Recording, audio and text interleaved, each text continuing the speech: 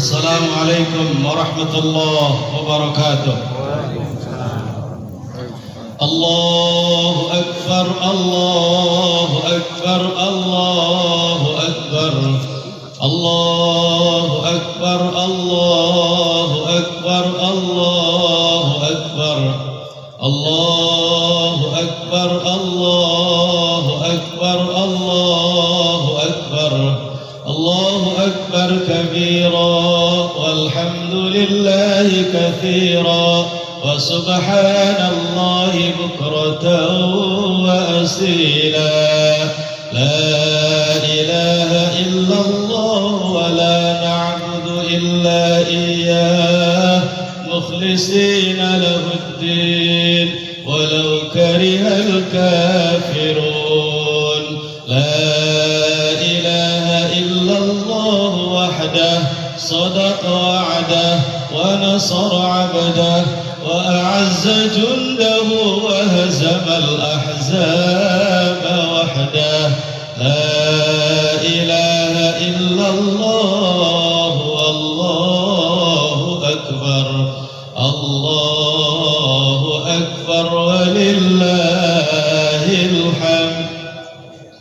الحمد لله الذي جعل شهر رمضان شهر الصيام والقيام وأكرم المتقين الفائزين بحياة طيبة على الدوام، والصلاة والسلام على سيد الأنام نبينا محمد وعلى آله وأصحابه الكرام. أشهد أن لا إله إلا الله وحده لا شريك له ذو الجلال والإكرام، وأشهد أن محمدا عبده ورسوله المبعوث رحمة للأنام. قال الله تعالى في كتاب الكريم وهو أصدق القائلين: أعوذ بالله من الشيطان الرجيم، بسم الله الرحمن الرحيم. من عمل صالحا من ذكر أو أنثى وهو مؤمن فلنحيينه حياة طيبة ولنجزينهم أجرهم بأحسن ما كانوا يعملون. أما بعد فيا عباد الله أوصيكم ونفسي بتقوى الله فإن الله مع الذين اتقوا والذين هم محسنون. Ibadallah, ikhwatal iman, hamba-hamba Allah yang dimuliakan oleh Allah Subhanahu wa taala. Alhamdulillah, segala puji milik Allah. Allah Subhanahu wa taala yang telah memberikan kepada kita keimanan, kesempatan dan juga kesehatan, sehingga pada pagi hari ini kembali Allah memberikan kepada kita kenikmatan untuk bisa mengumandangkan kalimat takbir, tahmid dan tahlil. Tadi malam ketika matahari terbenam, pertanda Ramadan, bulan yang mulia, berlalu meninggalkan kita dan 1 Syawal datang menghampiri kita, jutaan umat manusia yang memiliki rasa keimanan mengumandangkan kalimat takbir, tahmid dan tahlil dengan nada yang sama. Allahu Akbar, Allahu Akbar walillahil hamd. Tadi malam ketika Ramadan meninggalkan kita dan Idul Fitri menghampiri kita, sebagai seorang mukmin yang memiliki syuur imani, memiliki rasa keimanan, ada dua suasana yang bergelayut di dalam jiwa kita. Ada perasaan sedih dan juga ada perasaan gembira. Sebagai seorang muslim ketika Ramadan meninggalkan kita dan Idul Fitri datang menghampiri kita, mesti ada dua perasaan itu menghampiri dan bergelayut di dalam jiwa kita. Kenapa kita gembira? Karena sebagai seorang muslim yang berusaha patuh dan taat kepada Allah, Ramadan bulan yang banyak menyajikan sekian banyak kebaikan.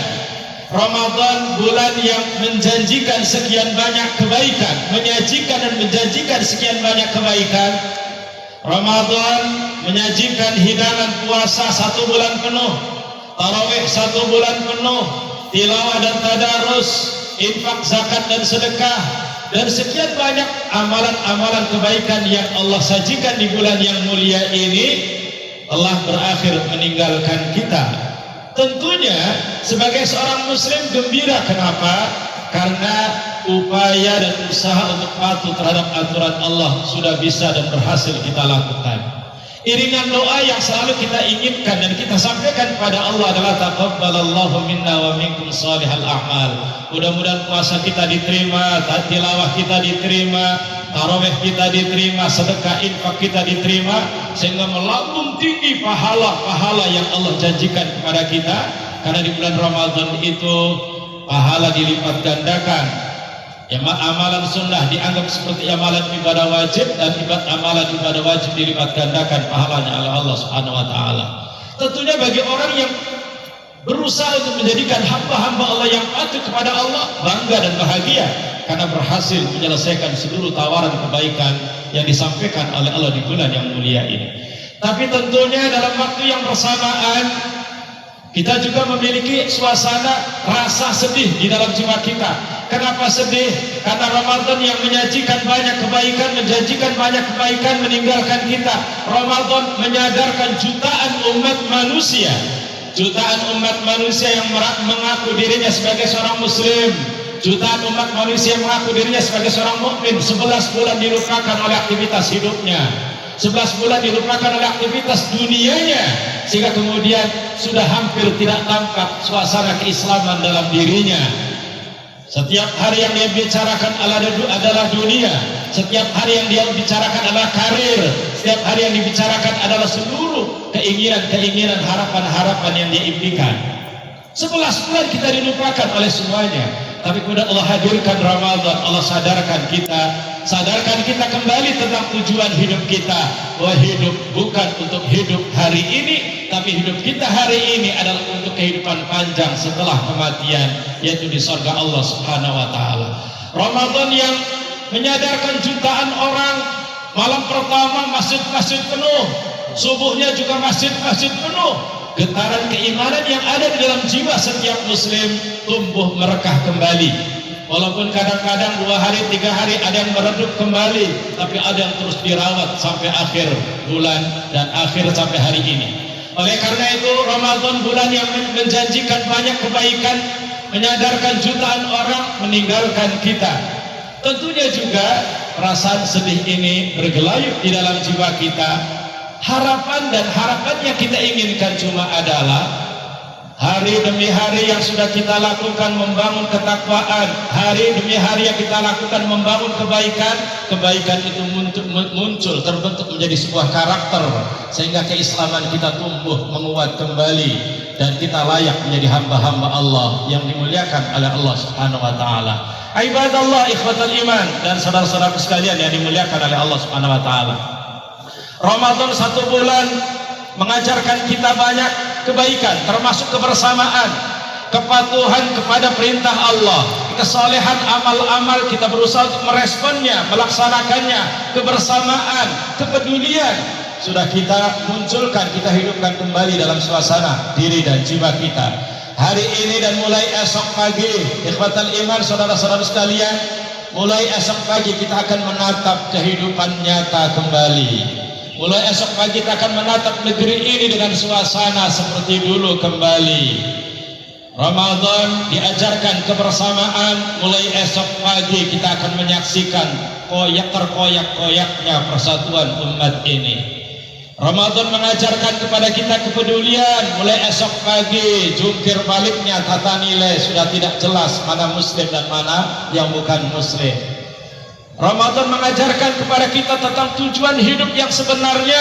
Mulai esok pagi kita akan bergelut kembali dengan impian-impian yang tertunda. Kita akan terus mengejar dunia, dan kita akan dilupakan oleh aktivitas kehidupan dunia kita. Oleh karena itu, setelah hari ini Ramadan 29 hari 1 bulan penuh mengajarkan kita banyak kebaikan. Ada beberapa pesan yang ingin disampaikan hari ini, pesan-pesan Ramadan. Pesan yang pertama yang harus kita lakukan setelah Ramadan berlalu dari kehidupan kita, yang pertama adalah kewajiban kita untuk merawat kembali kepatuhan kepada Allah Subhanahu wa taala. Subhana rabbiyal azim, di bulan Ramadan semua orang yang memiliki keimanan di dalam dirinya bergerak. Semua orang yang mengaku dirinya muslim bergerak, siang harinya dia puasa, malam harinya menuju ke masjid, subuhnya juga bergerak ke masjid. Ketaatan, kepatuhan begitu luar biasa. Dan itu sejatinya adalah Abdullah, hamba Allah yang dirindukan oleh Allah Subhanahu wa taala. Makanya surat Az-Zariyat ayat 56 Allah mengatakan, "Wa ma khalaqtul jinna wal insa illa liya'budun." Kalau dulu kita tidak ada, hari ini kita ada. Dulu kita kecil, bayi, kemudian tumbuh berkembang menjadi remaja dan dewasa sampai hari ini. Kehidupan yang Allah hadiahkan kepada kita sampai hari ini bukan cuma-cuma, tapi kehidupan yang Allah berikan kepada kita adalah untuk menghambakan diri kita sepenuhnya kepada Allah Subhanahu wa taala. Hidup kita akan dipertanggungjawabkan di hadapan Allah.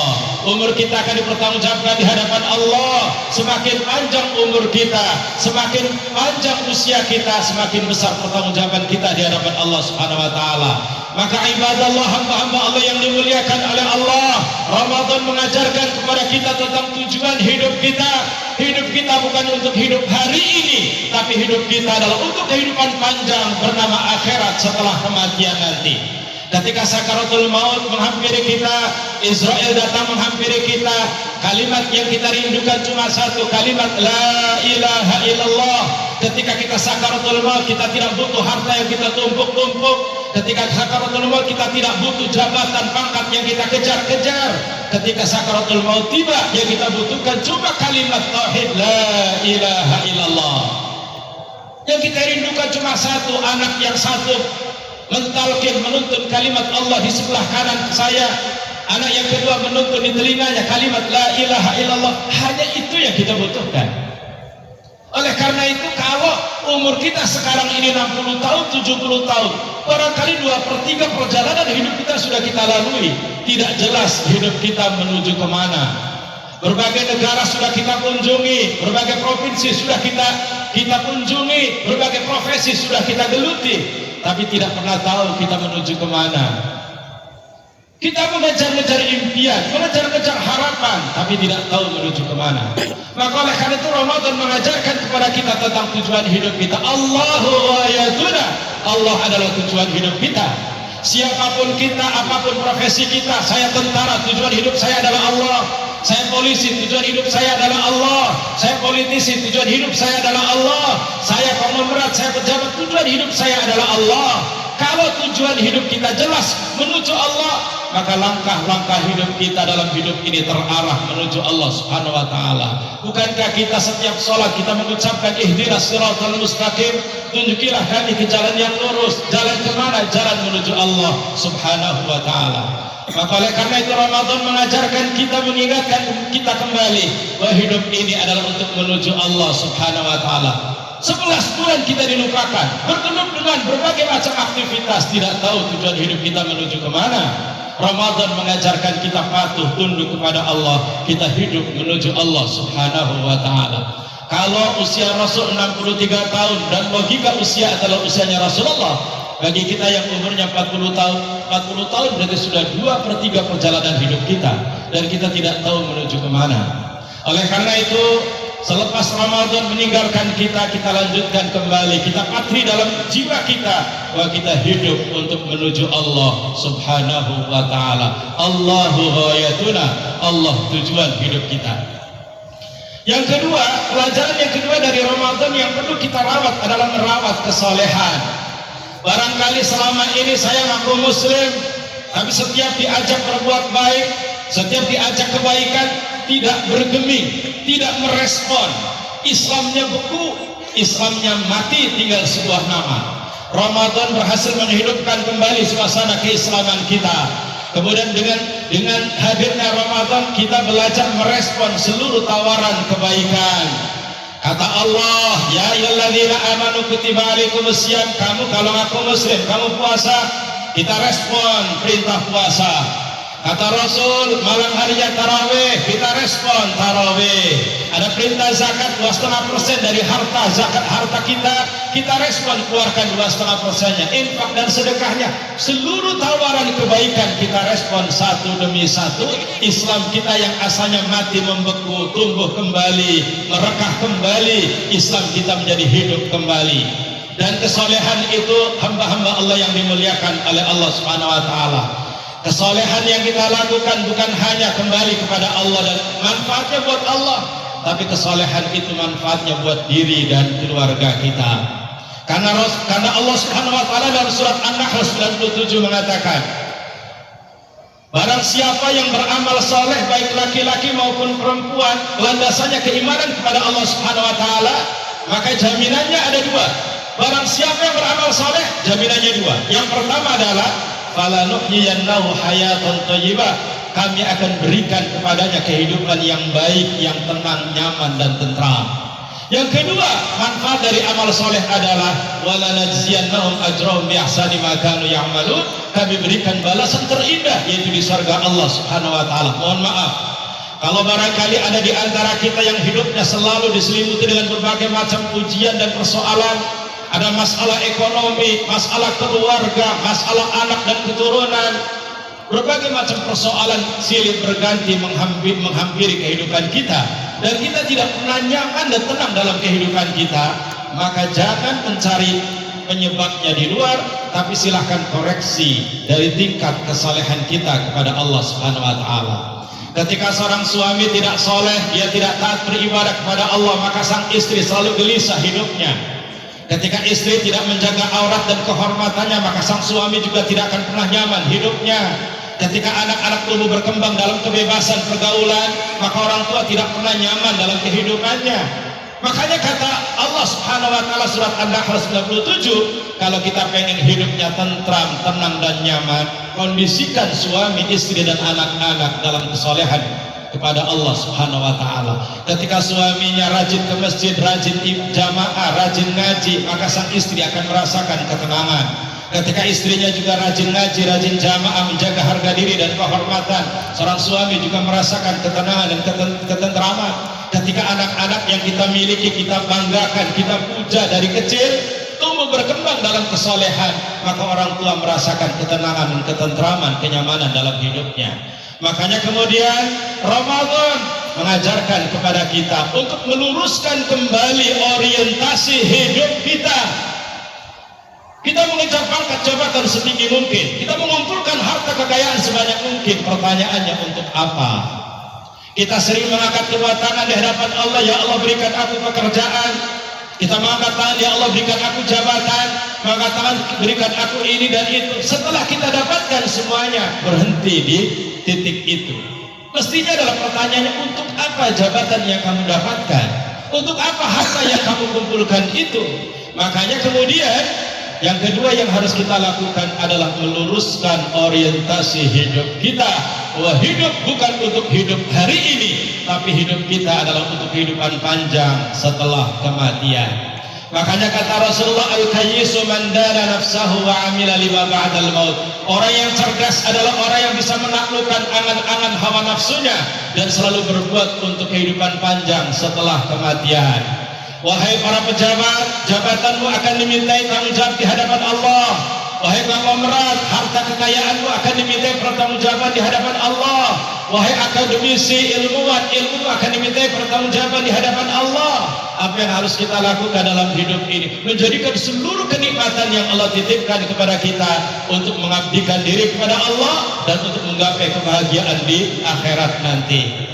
Oleh karena itu, siapapun kita punya kelebihan, siapapun kita punya potensi. Jadikan kelebihan potensi ini untuk menebar kebaikan kepada sesama, dan kita jadikan hidup kita untuk menggapai kebahagiaan di surga Allah Subhanahu wa taala. Maka oleh karena itu, Bapak Ibu dan jamaah sekalian, ikhwatul iman, coba mulai sekarang belajar merespon tawaran kebaikan yang disampaikan oleh para ustadz, para dai. Karena itu adalah tawaran kebaikan yang disampaikan oleh Allah dan Rasulnya. Kalau ada ajakan kebaikan, sami'na wa ta'na, ajakan kebaikan siap, ajakan kebaikan siap, supaya Islam kita tumbuh merekah kembali. Karena Islam itu akan mati ketika setiap ajakan kebaikan kita tidak pedulikan, kita cuek, maka Islam kita akan mati dengan sendirinya. Ramadan mengajarkan kita untuk menghidupkan kembali suasana keislaman kita dengan merespon seluruh tawaran kebaikan. Lanjutkan tawaran kebaikan itu, kita respon, dan kita belajar untuk menjadi orang baik di hadapan Allah dan baik di hadapan sesama. Yang ketiga, pelajaran yang indah yang mesti kita lanjutkan setelah Ramadan lewat adalah merawat kepekaan sosial. Ramadan, ikhwatul iman, hamba-hamba Allah yang dimuliakan oleh Allah, kita punya uang saya, harta saya, tapi kata Allah, jangan kau makan hartamu di siang hari. Tapi ini harta saya ya Allah, ini uang saya, kenapa tidak boleh? Karena uang dan harta itu sejatinya adalah belenggu buat kamu. Allah ingin menguji bahwa hartamu itu adalah harta Allah, uangmu adalah uang Allah. Makanya kemudian di antara manfaat puasa di siang hari bulan Ramadan itu adalah untuk menumbuhkan kembali suasana kepekaan terhadap sesama, kepedulian terhadap sesama, supaya kita tahu betul bahwa kita makan enak di restoran berganti-ganti, sementara tetangga kanan kiri ada yang kelaparan. Di hadapan meja hidangan begitu mewahnya, sementara banyak orang yang makan dengan lauk seadanya. Makanya kata Rasulullah, laisa minna man bata sab'ana wa jaruhu ja'i'. Bukan termasuk golonganku, golongan umat Islam, orang yang malam hari dia makan kenyang sementara tetangganya dalam kelaparan. Makanya Ramadan sengaja kita punya uang, punya makanan, tidak boleh dimakan supaya kita punya perasaan yang sama, merasa memiliki rasa yang sama dengan orang-orang yang membutuhkan. Jadi Ramadan itu mengajarkan kita untuk pinter merasa, bukan merasa pinter. Ramadan mengajarkan kita supaya pinter merasa, bukan merasa pinter. Kalau merasa pinter kita adalah sombong, tapi pinter merasa bisa merasakan apa-apa yang dirasakan oleh orang lain. Makanya kemudian zakat dikeluarkan, mohon maaf kalau hari ini sampai pagi hari ini ada yang belum mengeluarkan zakatnya 2,5%. Silahkan, belum terlambat, keluarkan zakatnya 2,5%. Jaminan Rasulullah, mana qasamalun min sadaqah, tidak akan berkurang harta karena sedekah. Yamhaqullahu riba wa yurbis sadaqat, Allah akan hancurkan harta yang dibangun dengan bunga dan riba, dan Allah akan tumbuh kembangkan harta yang dikeluarkan zakat dan sedekahnya. Keberkahan itu ketika harta itu sirkulasinya hidup, ada keluar, ada masuk. Keberkahan itu ketika harta itu kita gunakan untuk kepentingan agama Allah Subhanahu wa taala. Dan yang keempat, ikhwatul iman, saudaraku sekalian, Ramadan mengajarkan kita kebersamaan. Subhana rabbiyal azim tadi disampaikan dalam pengumuman. Puasa kita bareng-bareng, tarawih bareng-bareng, iktikaf bareng-bareng, buka puasa bareng-bareng, takjil bareng-bareng, kebersamaan. Dan itu sejatinya Islam. Silahkan dicek. Islam memerintahkan kita banyak syariat. Sholat disuruh kita berjamaah, puasa disuruh bareng-bareng, zakat juga peduli kepada sesama, haji dilakukan bareng-bareng. Ini sejatinya bahwa umat Islam harus hidup bersama antar sesama umat, antar sesama anak bangsa. Kebersamaan sudah kita rajut selama 1 bulan, maka setelah Ramadan lewat kita lanjutkan kembali kebersamaan itu. Jangan merasa kita paling tinggi, jangan merasa kita paling hebat. Kita adalah sama derajatnya di mata Allah, dan kita bangun kebersamaan itu karena Allah Subhanahu wa taala. Mohon maaf, sering saya sampaikan, kenapa sholat disuruh berjamaah? Bukan hanya untuk mendapatkan pahala 27 derajat, 27 derajat lipatan pahala hanya untuk memotivasi kita hadir di dalam jamaah. Tapi manfaat sholat jamaah adalah untuk tegur sapa, saling senyum, dan saling memantau keadaan satu sama lainnya. Ketika ada anggota jamaah yang tidak hadir, ditanyakan dia kemana, sudah 3 hari tidak hadir, barangkali sakit, ditengok, barangkali dia ada masalah, dibantu. Jadi jangan sampai kemudian kita sesama umat muslim datang ke masjid tidak tegur sapa, tidak saling senyum gara-gara beda partai politik, beda organisasi, dan beda gerakan dakwah. Jadi semuanya adalah wadah-wadah yang semuanya adalah satu, kita adalah ummatan wahidah. Oleh karena itu, setelah selesainya Ramadan ini, kita berusaha untuk menyatukan kembali hati kita. Kita ketemu saudara kita sama muslim, kita senyum, belajar senyum. Kalau kita tidak suka karena dia adalah beda ormas, kalau tidak suka dia adalah beda partai, tidak suka beda manhaj, maka kita berusaha untuk mengikuti perintah Rasulullah, tabassumuka liwajhi akhika shadaqah, senyummu terhadap saudaramu adalah sedekah. maka jangan sampai kemudian menghalang-halangi ibadah kita kepada Allah Subhanahu wa taala. Yang terakhir sebagai penutup, hidup ini tidak akan pernah lepas dari janji-janji. Al-hayatu hiyal wu'ud wal 'uhud. Hidup ini tidak pernah lepas dari janji. Bahkan bapak-bapak yang mendapatkan amanah jabatan, sekecil apapun jabatannya, ada ikrar, ada janji. Sebelum kita mendapatkan ikrar janji, maka kita sudah berjanji di hadapan Allah Subhanahu wa taala. Ketika kita masih berupa janin di dalam kandungan sang ibu, kemudian Allah bertanya kepada kita, alastu bi rabbikum, bukankah aku adalah Rabb kalian? Bala, syahidna, betul ya Allah. Kita sudah berikrar bahwa Tuhan kita adalah Allah. Kita sudah berikrar bahwa saya ini hamba-Mu ya Allah. Karena kita sudah berjanji bahwa saya adalah Abdullah, hamba Allah, maka jadikan hidup ini hanya menghambakan diri sepenuhnya kepada Allah. Jangan menghamba kepada jabatan, jangan menghamba kepada atasan. Yang kita takut hanya Allah, yang kita abdikan diri kita kepada Allah Subhanahu wa taala. Janji kita kepada Allah harus kita tunaikan. Ketika kita salat, bagi bapak ibu yang doa iftitahnya pakai Allah Akbar kabira, saat itu ada janji ikrar yang kita sampaikan di hadapan Allah. Inna salati wa nusuki wa mahyaya wa mamati lillahi rabbil alamin. Semuanya salatku dan ibadahku, hidupku dan matiku hanya untuk Allah Rabb semesta alam. Kita sudah berikrar di hadapan Allah, hidup mati saya hanya untuk Allah. Hidup mati saya hanya untuk Allah. Apapun kenikmatan yang Allah berikan kepada kita di rumah kita, itu adalah milik Allah. Kita gunakan untuk kepentingan agama Allah.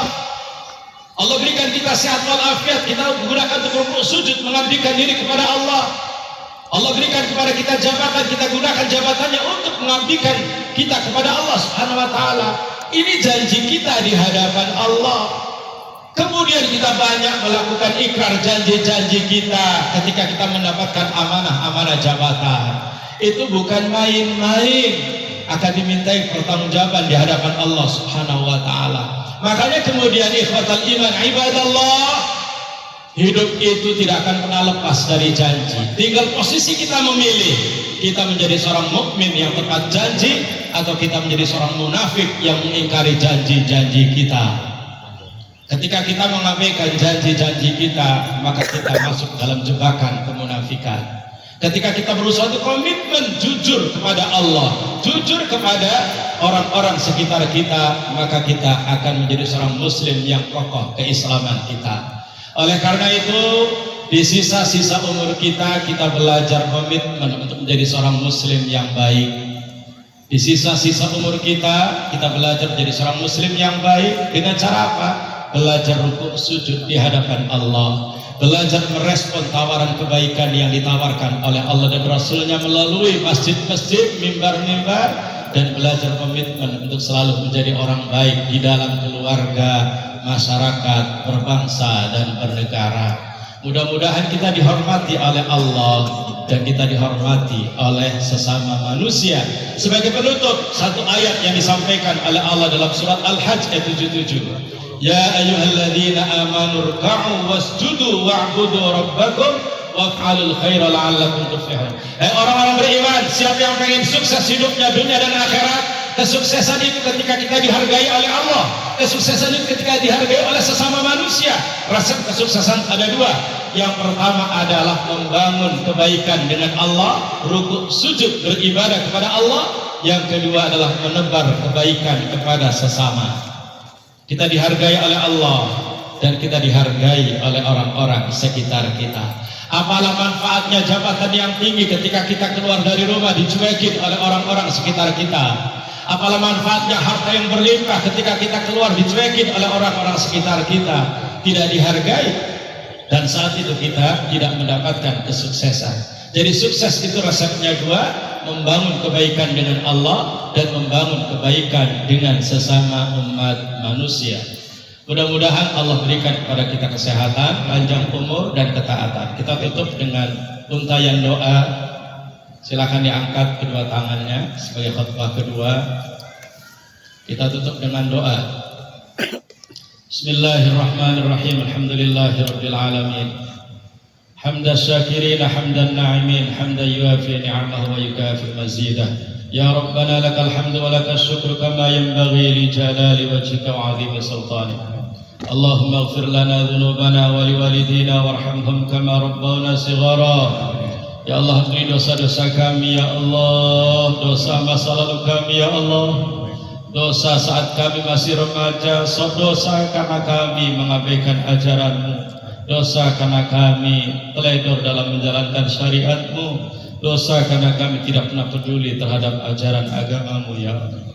Ya Allah, di sisa-sisa umur kami ya Allah, berikan kami hidayah-Mu, karuniakan hidayah-Mu kepada istri suami kami, karuniakan hidayah-Mu kepada anak-anak kami ya Allah. Satukan kami menjadi keluarga yang taat beribadah kepada-Mu ya Allah.